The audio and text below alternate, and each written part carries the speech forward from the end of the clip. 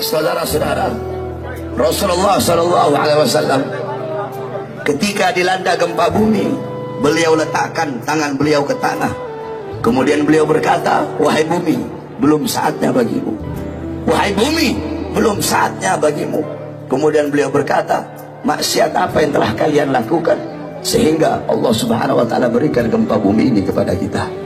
Sayyidina Umar bin Khattab radhiyallahu an, ketika dilanda gempa bumi, beliau berkata, sungguh terlalu cepat kita bermaksiat kepada Allah sehingga Allah berikan ini gempa bumi kepada kita. Kalau besok ada gempa bumi lagi, saya tidak akan tinggal dengan kalian.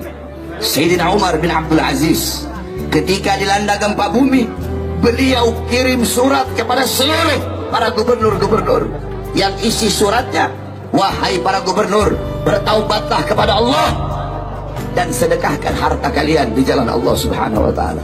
Sayyidina Ka'ab ibn Malik ketika dilanda gempa bumi, apa kata beliau? Tidaklah bumi bergoncang, tidaklah bumi bergetar, kecuali terlalu banyak hamba-hamba yang berbuat dosa di atasnya, sehingga bumi bergetar, bumi bergoncang karena malu dan takut kepada Allah atas terlalu banyak hamba-hamba yang berbuat dosa di atas bumi. Sayyidina Anas ibn Malik radhiyallahu an, beliau pernah bertanya kepada Sayyidatuna Aisyah radhiyallahu anha. Apa kata Sayyidina Anas? Wahai Aisyah, bagaimana pendapatmu tentang gempa bumi? Apa kata Sayyidah Aisyah? Wahai Anas ibn Malik, apabila 3 perkara sudah merajalela di mana-mana. Apa 3 perkara tersebut? Yang pertama khamr, yang pertama minuman keras. Apabila khamr, apabila minuman keras merajalela di mana-mana, yang tua mabok, yang muda mabok, yang kaya mabok, yang miskin mabok, mabok di mana-mana. Yang kedua, perzinahan. Apabila perzinahan merajalela di mana-mana, pelacuran merajalela di mana-mana. Yang ketiga, apabila musik-musik dunia merajalela di mana-mana.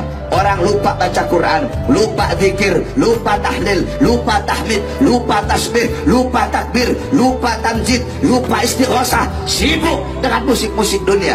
Apabila 3 perkara ini merajalela, maka Allah berkata, wahai bumi, berguncanglah engkau. Wahai bumi, berguncanglah engkau. Apabila mereka bertobat, berhenti guncanganmu. Tetapi apabila mereka tidak bertobat, guncang mereka sehingga binasa, saudara-saudara.